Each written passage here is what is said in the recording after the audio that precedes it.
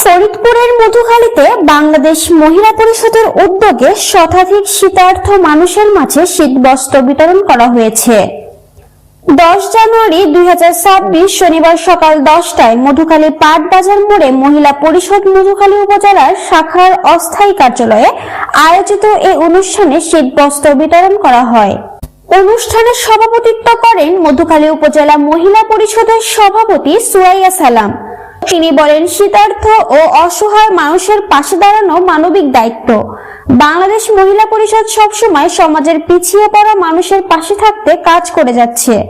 এ সময় উপস্থিত ছিলেন সহসভাপতি নাসরিন কালাম, লিগ্যাল এইড সম্পাদক মোর্শেদা আক্তার মিনা, আন্দোলন সম্পাদক মিলি ইসলাম, প্রশিক্ষণ সম্পাদক শুক্লা রানী ভৌমিক, সমাজ কল্যাণ সম্পাদক প্রীতিকণা ভাদুরী, সদস্য খুরশিদা আনোয়ার, কাউন্সিলর রেশমা আক্তার, সদস্য সালেহা বেগম সহ তৃণমূল পর্যায়ে বিভিন্ন পাড়া কমিটির সদস্যবৃন্দ। আসসালামু আলাইকুম।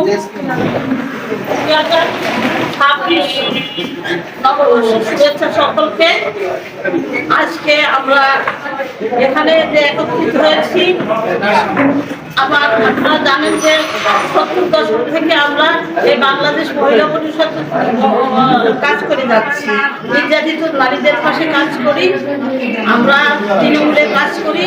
আমাদের কাজের ধরন সাংবাদিক ভাইয়েরা সকলেই জানে এবং পেপার পত্রিকা সকলেই অবগত আছেন।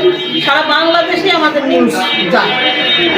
আমি যেটা বলতে চাই যে আমরা এই শীতার্থ মানুষের মাঝে আমরা শুধু ছুটে বেরিয়েছি যে আমরা কীভাবে শীতার্থ মানুষকে একটু শান্তি দেওয়া যায়।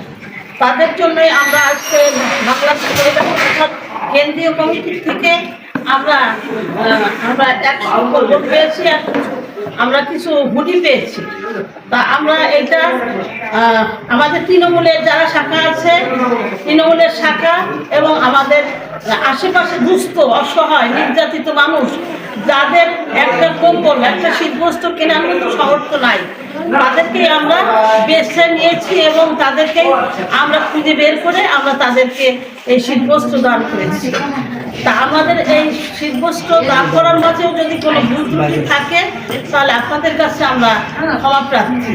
আমরা দীর্ঘদিন ধরে নারী নির্যাতন, ধর্ষণ, বাল্যবিয়ে, আন্তর্জাতিক নারী দিবস পালন করে থাকে বিভিন্ন সংগঠন আমাদের সারা মধুখালী উপজেলায় ছড়িয়ে ছিটিয়ে আছে। আমাদের এই বাংলাদেশ মহিলা পরিষদ, আমাদের বাংলাদেশ মহিলা পরিষদ কেন্দ্রীয় কমিটির পক্ষ থেকে আমাদের দিয়েছে, আমাদের তৃণমূলে দেওয়ার জন্য এবং আমাদের মধুখালীবাসী দেওয়ার জন্য আমরা বাংলাদেশ মহিলা পরিষদ কেন্দ্রীয় কমিটিকে আমরা অভিনন্দন জানাই, শুভেচ্ছা জানাই এবং অভিনন্দন জানাই যে তারা আমাদেরকে এই দুঃসময়ে যে আমাদেরকে এই 100 কম্বল পাঠিয়ে যে সহযোগিতা করেছে তাদেরকে আমরা অভিনন্দন জানাচ্ছি।